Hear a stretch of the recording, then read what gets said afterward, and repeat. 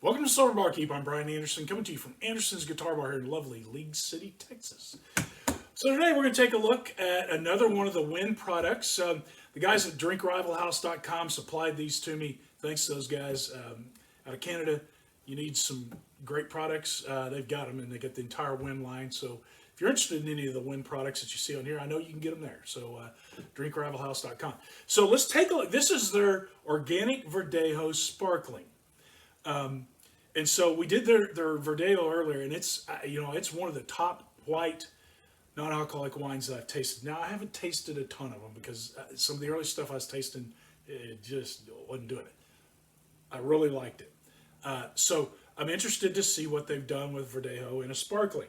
I'll tell you when I pulled the cork off this thing, it had some pressure behind it, and you see that when you pour this thing, it's got some incredibly nice bubble to it.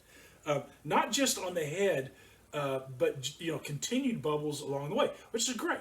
When you smell it, you can definitely smell the Verdejo right off that, and it's got an interesting aroma to it that reminds me of a champagne-style wine that uses secondary fermentation. I seriously doubt they use secondary fermentation on this. I could be wrong. The secondary fermentation is when you actually get the bubbles from the fermentation inside the bottle. So it's not completely fermented. And the great French wines do that. And you get this yeasty kind of smell out of that. I'm sure they have injected CO2 into this thing before they bottled it. I mean, I'm not 100% sure. I'm guessing they did. But it's got that aroma, which is very interesting. When you try it, and it may just be me. I like this. I like these wines from Win. It's not too sweet. It's got a nice, and it's not dry. It's not dry like a brute, but it's not sweet either.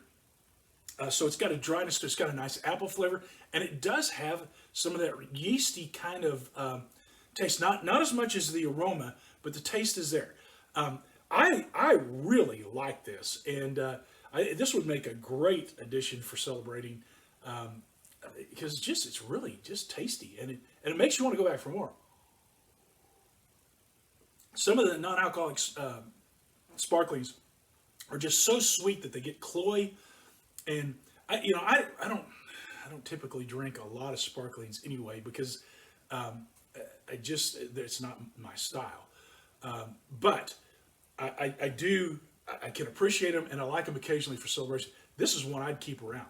I really like this one. I'm gonna give this a 4.5.